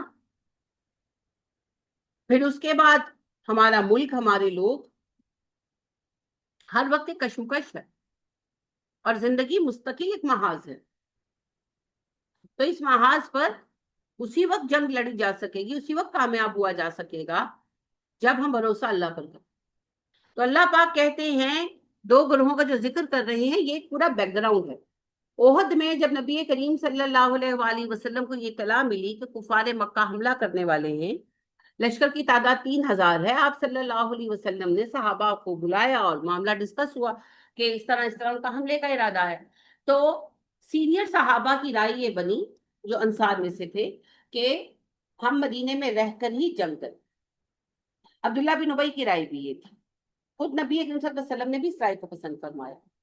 سینئر صحابہ نے کہا اللہ کے نبی صلی اللہ علیہ وسلم، مدینہ 3 طرف سے پہاڑوں میں گرا ہوا ہے، ایک طرف سے ہم رستہ بند کر لیا کرتے ہیں اور دشمن جو ہے وہ مدینے میں نہیں آ سکتا، تو ہم اسی طرح قلعہ بند ہو کر لڑنا ہے. قلعہ ایکچولی فزیکل قلعہ نہیں تھا مگر اس کو نام دیا گیا کہ قلعہ بند ہو کر ہم اس طرح لڑیں گے. عبداللہ بن ابی کی رائے بھی یہی تھی. اور جیسا کہ میں نے عرض کیا نبی کریم صلی اللہ علیہ وسلم نے بھی اسی رائے کو پسند فرمایا. لیکن جو صحابہ کی اکثریت تھی انہوں نے کھلے میدان میں لڑنا پسند کیا کیونکہ یوتھ کی اکثریت تھی، ہے نا. مسلمان ہوئے تھے بدر کے بعد بہت لوگ، اور بدر کے قصے انہوں نے بہت سنے تھے اور بدر کا بلبلہ ان کے اندر بہت تھا، اور وہ چاہتے تھے کہ اب ہمیں موقع ملے، ہم جانیں ساری دکھائیں، ہم اللہ کی راہ میں جنگ کریں۔ تو اکثریت کی رائے کیا ہوئی کہ بدر میں لڑیں گے، میدان جنگ میں لڑیں گے۔ آپ صلی اللہ علیہ وسلم اکثریت کی رائے قبول فرماتے تھے، اسی لیے آپ صلی اللہ علیہ وآلہ وسلم نے اکثریت کی رائے قبول فرمائی۔ جیسے کل آپ کے ٹائمنگ کے بارے میں ہوا، حالانکہ میری اپنی رائے بھی 9:30 کی ہی تھی، لیکن جو اکثریت کی رائے اسی کو قبول کرنا چاہیے، کیونکہ اکثریت کی رائے میں اللہ کا فضل شامل ہوتا ہے۔ پڑھے لکھے لوگوں کی اکثریت، عوامی اکثریت نہیں مانی جائے گی۔ ہاں، جو سینئر صحابہ تھے انہی کی رائے لی جاتی۔ تو سینئر صحابہ جو سارے یعنی اسٹوڈنٹس تھے، جو کنسرنڈ لوگ تھے، ان کی اکثریت کی رائے میدان جنگ میں لڑنے کی ہوئی، اور آپ صلی اللہ علیہ وسلم نے اکثریت کی رائے کو قبول فرمایا۔ 1000 لوگ تیار ہوئے، سواریوں کا انتظام ہوا، ہتھیاروں کا انتظام ہوا، اس وقت کے مطابق لشکر پراپرلی پریپیئرڈ تھا۔ آپ صلی اللہ علیہ وسلم احد کے میدان میں پہنچے، اور آپ صلی اللہ علیہ وآلہ وسلم نے احد کے دامن میں اپنا جو ہے وہ خیمہ لگایا، اپنا ٹھکانہ کیا۔ آپ صلی اللہ علیہ وسلم مدینے کی طرف سے آئے تھے ظاہر ہے، تو احد پہاڑ آپ کی بیک پر تھا، اور فرنٹ جو تھا وہ دشمن کی طرف تھا۔ وہ لوگ مکہ سے آئے تھے، تو ان لوگوں کا رخ احد پہاڑ کی طرف تھا، اور بیک ظاہر ہے مکہ کی طرف تھی۔ آپ صلی اللہ علیہ وآلہ وسلم سے پہلے کفار پہنچ چکے تھے، اس لیے آپ نے ان کی مناسبت سے جگہ اپنے لیے منتخب فرمائی۔ احد پہاڑ کا جو حصہ آپ کی پشت پر تھا، وہاں پر بیچ میں راستہ تھا، درہ تھا، وہاں سے آیا جا سکتا تھا۔ تو آپ صلی اللہ علیہ وسلم نے 50 صحابہ کو وہاں پر تعینات کیا، جبیر بن مطعم رضی اللہ تعالیٰ عنہ کی سرکردگی میں، کہ یہاں سے آپ لوگوں نے حفاظت کرنی ہے، نہیں چھوڑنا، اور بہت تاکید کی۔ یہاں تک کہ آپ نے کہا کہ اگر تم یہ دیکھو کہ پہلے آپ تاکید کر چکے تھے کہ کچھ بھی ہو، فتح ہو، شکست ہو، تم نے یہ جگہ نہیں چھوڑنی، مگر آخر میں آپ نے دوبارہ ان کو تاکید کی۔ آپ ان سے خدشہ تھا، خدشہ اس بات کا نہیں تھا کہ وہ ایسا کریں گے، خدشہ یہ تھا کہ اگر غلطی ہوئی تو جنگ پلٹ سکتی ہے۔ تو آپ صلی اللہ علیہ وسلم نے انہیں تاکید کی کہ اگر تم یہ دیکھو کہ آسمان سے پرندے اتر رہے ہیں اور ہمیں پنجوں میں دبوچ دبوچ کر لے جا رہے ہیں، تب بھی جگہ مت چھوڑو۔ ہاں، یہاں پر ایک بات اور سمجھنے کی ہے، آخر میں تقدیر غالب آتی ہے نا۔ وہ حضرت یوسف کے قصے میں آتا ہے نا کہ جب یعقوب علیہ السلام کے 11 بچے گئے، بنیامین کو لے کر گئے، تو حضرت یعقوب نے کہا اچھا الگ الگ دروازوں سے جانا، تمہیں نظر نہ لگے۔ تو انہوں نے ایسا ہی کیا، اور ساتھ کہا یعقوب علیہ السلام نے میں کوشش کر رہا ہوں، میں تمہیں اللہ کی تقدیر سے بچا نہیں سکتا، اور اللہ خود پھر اس پہ کمنٹ کرتے ہیں، بیٹوں نے ویسے ہی کیا جیسے ان کے ابا نے کہا تھا، لیکن یہ تو یعقوب کی دل کی خواہش تھی جو پوری ہوئی، اللہ کی تقدیر سے یعقوب انہیں بچا تھوڑی سکتے تھے۔ تو آپ کیسے بچائیں گے، میں کیسے بچاؤں گی؟ میرا بچہ آپ کا بچہ، میرا شوہر آپ کا شوہر اللہ کا بندہ ہے بھائی پہلے، اور اللہ اس کی تقدیر پہلے لکھ چکا ہے، تو وہ اپنے حساب سے پوری ہوگی۔ ہاں، ویل وشنگ کیجئے، دعائیں مانگیے، مگر ہوگا وہی جو اللہ چاہے۔ تو پھر تقدیر غالب آ گئی، اور وہی وہ نبی صلی اللہ علیہ وسلم کو جیسے ہوتا ہے نا، جو ہونے والا تھا کھٹک رہا ہوتا ہے، آپ کے بھی دل میں کھٹک تھی، یہیں سے مسئلہ ہوگا، اور وہیں سے ہوا۔ مگر اب یہاں پر اسوہ رسول دیکھیں، آپ نے یہ نہیں کہا کاش یہ نہ ہوتا، یہ جو کاش ہے نا یہ بیکار ہے، جو ہو گیا سو ہو گیا، انا للہ و انا الیہ راجعون، اللہم اجرنی فی مصیبتی واخلف لی خیرا منہا۔ آگے بڑھ جائیے، فیوچر پلان کیجیے، ماضی کا غم اٹھانے کی ضرورت نہیں ہے۔ لہٰذا نبی اکرم صلی اللہ علیہ وسلم جنگ ہار کر، زخمیوں کو لے کر، مردوں کو دفن کر کے لوٹے ہیں، شہداء کو دفن کر کے لوٹے ہیں، اور آپ رات میں پلان کیا کر رہے ہیں؟ صبح کفار کے تعاقب میں جانا ہے، کہیں مدینے پر حملہ آور نہ ہو جائے۔ یہ بیٹھ کر بحث نہیں کر رہے ہاں بھائی کی کیتا تسی، وہ ایک فوجی اقدام ہے، اگر فوجی سے غلطی ہو اس سے حساب لیا جاتا ہے، پر وہ بات کی بات نہیں۔ تو لہٰذا ہمیں بھی اپنی عملی زندگی میں آگے کی طرف دیکھنا چاہیے۔ حضرت موسیٰ کے قصے میں بھی میں نے آپ کو بتایا تھا کہ جب حضرت موسیٰ اور خضر، حضرت موسیٰ اور یوشع نکلے تھے خضر علیہ السلام کی تلاش میں، تو جہاں وہ مچھلی کا بتانا بھول گئے اور آگے چلے گئے موسیٰ علیہ السلام، اور تھوڑا سا چل کر تھکن ہوئی اور کہنے لگے کہ میں آج پتہ نہیں تھک گیا ہوں، تھوڑا سا چل کر چلو کھانا کھا لیتے ہیں۔ تو انہوں نے کہا او میں تو بتانا ہی بھول گیا، مچھلی تو زندہ ہو کر چلی گئی تھی سمندر میں۔ حضرت موسیٰ نے ایک لمحہ نہیں لگایا، یہ ڈانٹ ڈپٹ میں کہ تم نکمے نالائق فلاں فلاں، حضرت موسیٰ نے کہا وہیں پر پہنچا تھا، واپس سے، اپنے پاؤں کو نشان سے۔ ہاں واپس پہنچو، آپ کا بچے جو بچے ہیں سنگ سمیٹ لو، ان کو ضائع کرنے کی کیا ضرورت ہے نا؟ نہ گواہ اور نہ وہ کہ نیم کش، دل ریزہ ریزہ گوا دیا، جو بچے ہیں سنگ سمیٹ لو، تنے پاش پاش لٹا دیا، جو رکے تو کوہ گراں تھے ہم، جو چلے تو جان سے گزر گئے، رہے یار تجھ کو قدم قدم ہم نے یادگار بنا دیا۔ تو وہ تو خیر مسلمانوں کی ہسٹری ہے، ہم تو ابھی اپنے اجداد کے اس سے بہت دور ہیں، یہ اسی کی تاریخ ہے، جو رکے تو کوہ گنا تھے ہم، جو چلے تو جہاں سے گزر گئے۔ لیکن یہ انہوں نے کیا، ہم نے کیا کیا؟ وہ تو ہمارا فیل، تو ہمیں بھی ان کے کسی حد تک تو قریب آنا ہوگا اپنے اجداد کے۔ تو ایسے تھرڈ پرسن میں پڑھاتے ہیں نا، نبی اکرم صلی اللہ علیہ وسلم کے صحابہ نے ایسا کیا، ہمارے اجداد نے، ہمارے بڑے ہیں، یہ ہمارا قصہ ہے، یہ ہمارے بزرگوں کا قصہ ہے، وہ ایسے تھے اور ہم بھی ایسے ہو سکتے ہیں، کیونکہ جس چیز نے انہیں ایسا بنایا وہی چیز ہمارے ہاتھ میں ہے، قرآن و سننا، کہیں نہیں گئی وہ۔ جس نور نے ان کے دل کو جگمگایا تھا وہ نور آپ کے ہاتھوں میں ہے، اس نور کا اثر ختم نہیں ہوا۔ تو پھر جس مقام پر وہ پہنچے وہاں تک پہنچنے کے لیے تھوڑی سی کوشش کرو، ویسے ہی بن جائے، دنیا بدل دیں گے اور آپ ہی بدلیں گے جی، کوئی اور نہیں آنے والا۔ تو بہرحال جی نبی کریم صلی اللہ علیہ وسلم نے تعینات فرمایا اور تاکید کر دی، آخر میں بھی تاکید کی، ٹھیک ہے، باقی لشکر کو مرتب فرما دیا آپ صلی اللہ علیہ وسلم نے، یہ سارا کام ہو گیا۔ اب جو پہلا مسئلہ درپیش آیا وہ کیا تھا؟ صبح میں نکلے تھے، تقریباً ظہر کے وقت پہنچ گئے تھے، ظہر و اثر ادا کی، تھوڑا سا آرام کرنے لیٹے تو پتا چلا جناب عبداللہ بن ابئی، فساد کی جڑ، وہ 300 لوگوں کو لے کر واپس چلا گیا۔ جب سب تھوڑا آرام کرنے خیموں میں پہنچے نا، وہ 300 لوگوں کو لے کر واپس چلا گیا۔ اب یہ تھا کہ کچھ تو اس کے ساتھ منافق ہوں گے، کچھ کو اس نے برگلا لیا ہوگا، اب یہ تو پرسن ٹو پرسن حال اللہ ہی جانتا۔ بہرحال 300 لوگ 1000 میں سے واپس چلے گئے، 700 بچے۔ اب ایک دم مورال ڈاؤن ہوا نا، تو عبداللہ بن ابئی نے جب وہ جانے لگا تو ظاہری بات ہے روکا گیا کہ بھئی تم کیوں جا رہے ہو، تو کہنے لگا کہ نہیں میری بات ہی نہیں مانی گئی، ہماری کوئی اہمیت ہی نہیں ہے، میں نے کہا تھا مدینے میں رہ کے لڑتے ہیں، تو لڑکوں لونڈوں لپاڑوں کی بات مان لی، لڑکوں کی کل کے پیدا ہو کی بات مان لی، اور ہم جیسے سینئرز کی کوئی اہمیت ہی نہیں ہے، تو ہے نا وہ ساتھ محمد کے صلی اللہ علیہ وسلم، تو لڑیں۔ تو اس طرح کی فضول باتیں کر کے تو چلا گیا۔ اب دو باتیں ہوں، ایک اس کے چلے جانے سے خوف پیدا ہوا کہ ہماری تعداد کم ہوگی، اور دوسرا اس کی جو باتیں تھی کہ جنگ کوئی نہیں ہونی، لو کون سی جنگ، جنگ ہونی ہوتی تو یہ آتے لڑنے کے لیے، اس قسم کی باتیں بھی تھی، اس کی وجہ سے لوگ ہل گئے، نیچرل ہے۔ تو قبیلہ فزارہ تھا اور جو ہے بنو زہرہ، یہ لوگ جو ہے نا انہوں نے آپس میں ڈسکشن کی کہ ہم بھی چلتے ہیں، صرف بات ہوئی چند لوگوں، اور ان کے خیموں میں یہ میٹنگ ہونے لگی۔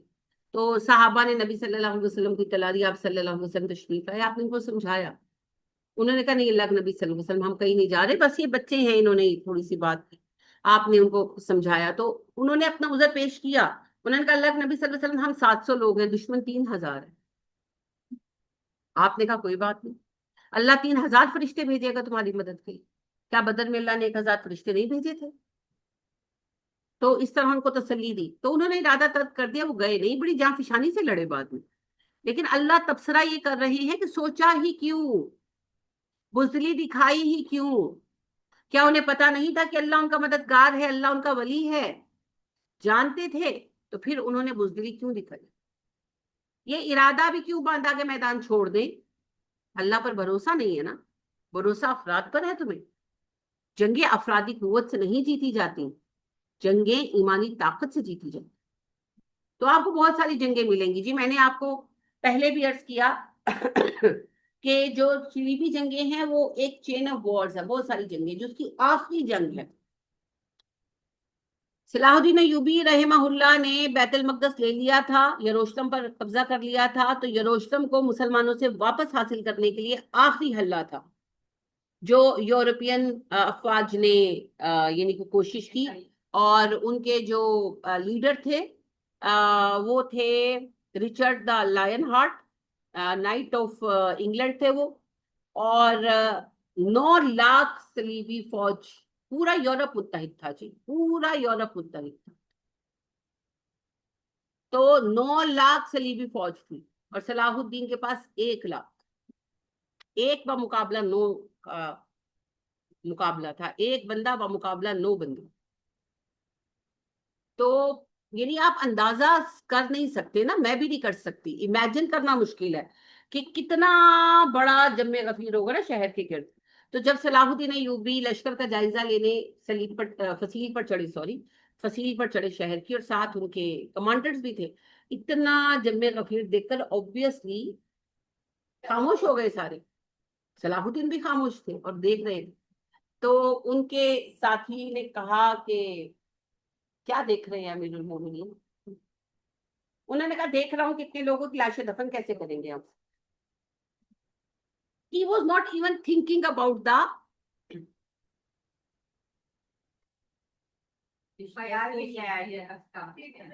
میں آپ کو دیکھ رہی تھی کہ شاید آپ کچھ کہنے لگی.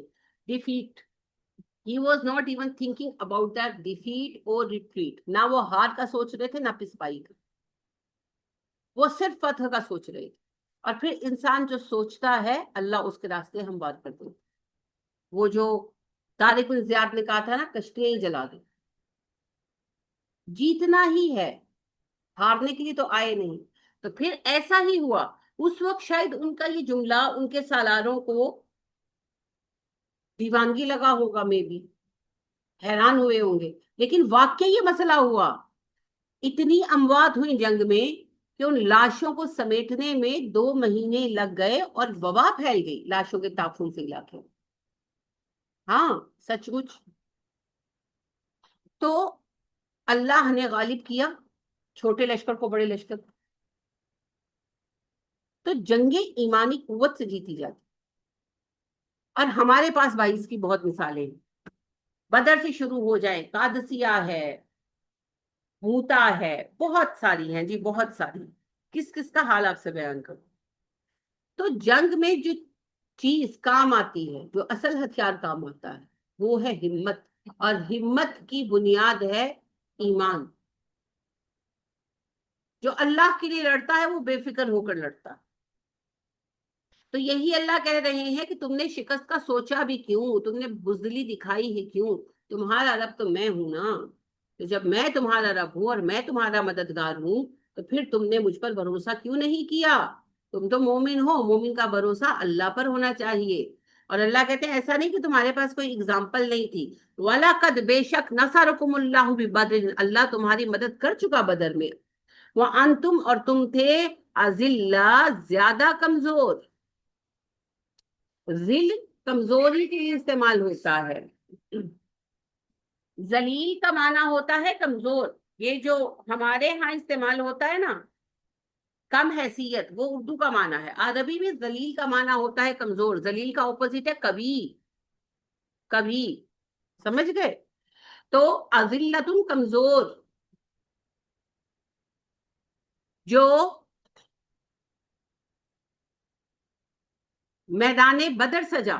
اللہ کہہ رہے ہیں کیا اس میں تم نے دیکھا نہیں میں نے تمہاری مدد کی. تمہاری تو طاقت بہت کم تھی. آپ کو پتا ہے بدر میں جنگ کے لیے نکلے نہیں تھے, 313 لوگ تھے, تیاری بھی کوئی نہیں تھی, نہ کوئی تلواریں تھی نہ کوئی ہتھیار تھے, کیونکہ قافلہ پکڑنے نکلے تھے. مگر اللہ نے اس میں کامیابی دی, اور کیسی عظیم کامیابی دی نا. یعنی کفار مکہ کو یقین ہی نہیں آ رہا تھا کہ ہم ہار بھی سکتے ہیں. یقین ہی نہیں کسی کو آ رہا تھا, مانتے ہی نہیں تھے. لہذا یہ لوگ نکل کر نا مکے کے آگے تھوڑا سا آگے آئے تو حجر کا علاقہ آتا ہے. جیسے آپ لاہور سے اس طرف نکلیں تو بابو صابو کا ایریا آ جاتا ہے. تو حجر کا ایریا تھا تو وہاں نکل کر آ کر بیٹھ جاتے کہ ہمیں اطلاع ملی. تو شام میں وہاں کے انتظار میں بیٹھ جاتے کہ کوئی اطلاع ہے جنگ کی، کوئی اطلاع ہے. تو ایک دن یہ حجر میں ہی بیٹھے ہوئے تھے، اب ایک بندہ آیا، اور ظاہری بات ہے کہ میدان جنگ سے بھاگا تھا تو اس نے اپنی زرہ شرا وہی اتار پھینکی. تو بے لباس یہ سمجھے کہ جو ہے کس نے لوٹ لیا ہے، تو پریشان تھا بہت. تو اس نے جب آ کر یہ بتایا کہ ہم جنگ ہار گئے ہیں، تو یقین ہی نہ آئے کہ تم پاگل ہو گئے، ہمارا دماغ خراب ہے، ہم جنگ ہار گئے.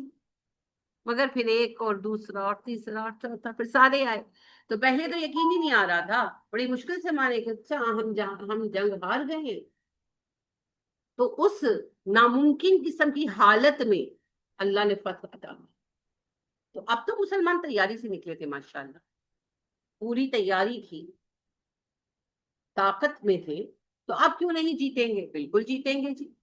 لیکن جیتنے میں سب سے پہلی بات کیا ہے؟ اللہ پر توکل، ہمت دوسری چیز، اور تیسرا اتفاق باہمی. انتشار ہوگا نا، ہاں کسی بھی ریزن سے ہو، تو وہ آپ کو شکست کی طرف ہی لے کر جائے گا. تو انتشار تو تھا نا، ریزن کچھ بھی تھی لیکن انتشار تو برپا ہوا. منافقین کی اس شرارت اور اس بد حرکت کی وجہ سے مسلمانوں میں ان کا ارادہ متزلزل ہوا، اور کچھ نے چھوڑنے کا ارادہ کیا. اب دل میں کہیں خوف تھا نا، پھر وہ جب جنگ کا پاسا پلٹا تو وہ پھر مل گئے. اور اگر اس وقت میدان جنگ نہ چھوڑا جاتا تو بھی شاید صورتحال سنبھالی جا سکتی تھی، مگر بہرحال وہ مصیبت ہی بہت بڑی پڑی تھی. تو کہنے کا مقصد یہ ہے کہ اللہ یہی بتا رہے ہیں، یہ یہیں سے سبق شروع ہو رہا ہے کہ فتح میں پہلی چیز توکل اللہ، دوسری قوت ایمانی، اور تیسرا باہمی اتحاد. اگر یہ چیزیں نہیں ہیں تو فتح نہیں مل سکتی. کٹے پھٹے لوگ کامیاب نہیں ہوتے، ہے نا. تو لہٰذا یہ جو ہمیں دنیا میں بکھیر رکھا ہے، مسلمان دنیا میں 2 ارب ہیں، تو کیا ہماری حیثیت ہے؟ کچھ بھی نہیں ہے. اور یہود دنیا کا 0.15% ہو کر دنیا کو نچا رہے ہیں، کیونکہ ہم بکھرے ہوئے ہیں اور وہ اکٹھے ہیں، فوکسڈ، برے کام کے لیے ہیں مگر فوکسڈ. تو لہٰذا ہمیں یہ سمجھنا ہو، اللہ کہتے ہیں تم کمزور تھے بدر میں، زیادہ کمزور تھے، پھر بھی میں نے تمہیں غالب کیا، اب غالب کیوں نہیں کروں گا؟ کروں گا. لیکن پہلے تم بنیادی اصولوں پر تو قائم ہو، تمہاری جنگ اللہ کے لیے ہو، تمہارا توکل اللہ پر ہو، آپس میں اتحاد ہو. فاتقوا اللہ، اور تم اللہ کا تقوی اختیار کرو. کہاں ہے بھائی تقوی؟ آج اس وقت میں کہاں ہے تقوی؟ آپ کے سامنے ہیں حالات. تقوی تو بہت عظیم چیز ہے، ہم تو نارمل بھی نہیں ہیں، مذاق نہیں کر رہی. آپ دیکھیے خواتین بیٹھے تو موضوع کیا ہوتا ہے؟ کپڑے، جوتے، برانڈز، یعنی نارمل زندگی کا کوئی موضوع نہیں، کوئی علم کی بات نہیں ہے، کچھ نہیں.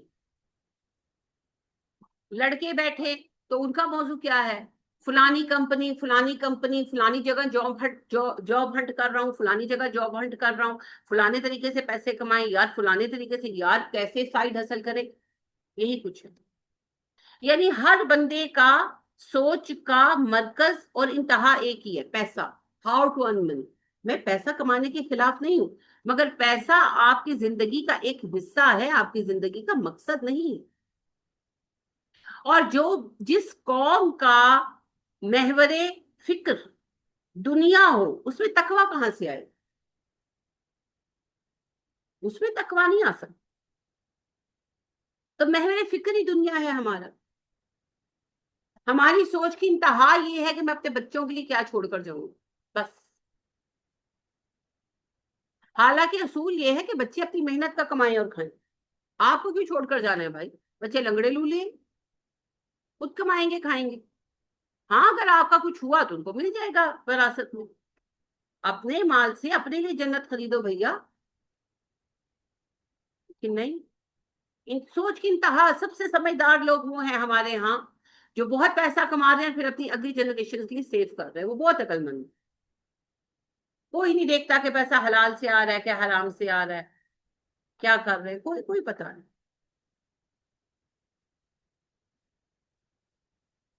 تو اللہ کا تقوی، اللہ کا خوف، فتقوا اللہ، اللہ سے ڈرو، تقوی اختیار کرو. دیکھیے کیا رولز آ گئے، توکل اللہ، ایمان، ایمان کی قوت، اتحاد امت اور تقوی. جب تک یہ نہیں ہوں گے کسی پروجیکٹ میں، کسی مہم میں آپ کو کامیابی نہیں ملے گی. لعلکم تشکرون، تاکہ تم شکر گزار بندوں میں شامل ہو سکو. شکر گزار بندے کون ہوتے ہیں جی؟ شکر گزاری کس چیز کا نام ہے؟ نعمت کے درست استعمال کا نام. اور شکر گزار بندے وہ ہوتے ہیں جو اللہ سبحانہ و تعالیٰ کی دی ہوئی نعمتوں کو، صلاحیتوں کو درست استعمال کرتے. حکومت ملی ہے تو اچھے حاکم بنے، استاد ہیں تو اچھے استاد بنے، شاگرد ہیں تو اچھے شاگرد بنے، عالم ہے تو سنجیدہ اچھے ذمہ دار عالم بنے. جس کو جو مقام ملا ہے، جو مرتبہ ملا ہے، جو پاور ملی ہے، جو اتھارٹی ملی ہے، اس کو درست استعمال کرے. پیسہ دیا ہے تو پیسے کا درست استعمال کرے. ہر چیز ایک ذریعہ ہے نا، ایک میڈیم ہے، اس میڈیم کا استعمال درست کاموں کے لیے کرے. تو جو بھی بندہ جس بھی نعمت سے مالا مال کیا گیا ہے، اسے چاہیے کہ اس نعمت کے استعمال درست طریقے پر. اگر ایسا کریں گے تو شکر گزاروں میں شامل. اور نعمتوں کا غلط استعمال ان کی سب سے بڑی ناقدری. ناشکری میں زبانی شکوے بھی شامل ہیں، لیکن وہ ہلکا پیمانہ ہے. اصل بات یہ ہے کہ کسی کو نعمت ملے اور وہ اوقات سے باہر ہو جائے. فرعون کیوں ظالم ہوا؟ حاکم تھا نا، مگر حکومت نسل در نسل ملی تو وہ خدا بن بیٹھے. شداد کا کیا پرابلم تھا؟ حکومت ملی تو خدا بن بیٹھا. تو جس کو جو ملا وہ اوقات سے باہر ہو گیا. اپنی حد میں رہنا. اور اسی کے برعکس آپ دیکھیے سلیمان علیہ السلام کو کتنی عظیم حکومت ملی، اور اللہ کہتے ہیں وَنِعْمَ الْعَبْدُ، بڑا اچھا بندہ ہے سلیمان ہمارا، بہترین بندہ. حاکم تو سلیمان بھی تھے، مگر انہوں نے حکومت ان خطوط پر کی جن خطوط پر اللہ سبحانہ و تعالیٰ چاہتے ہیں. اللہ کے دین کی نفاذ کا کام کیا انہوں نے. حاکم تو ہمارے نبی کریم صلی اللہ علیہ وسلم بھی، حاکم تو ابو بکر عمر بھی بنے، عثمان و علی بھی بنے. تو حاکم وہ ہے جو اللہ کی رضا پر چلا تو وہ اللہ کا خلیفہ ہو گئے، اور جب اس نے اسی اختیار کا غلط طریقہ، غلط استعمال کیا، غلط طریقے سے اسے استعمال کیا تو ظالم ہو گیا. تو شکرانہ ہوتا ہے نعمتوں کا درست استعمال.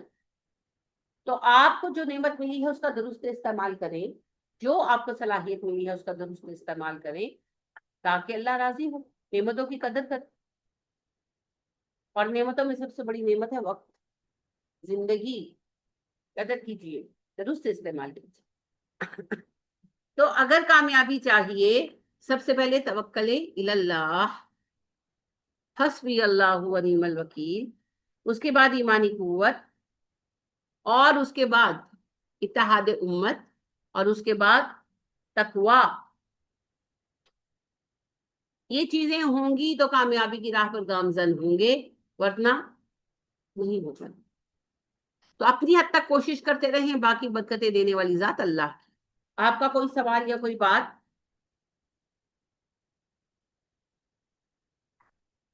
چلیے، سبحانک اللہم و بحمدک ونشہد ان لا الہ الا انت ونستغفرک ونتوب الیک. السلام علیکم ورحمۃ اللہ وبرکاتہ.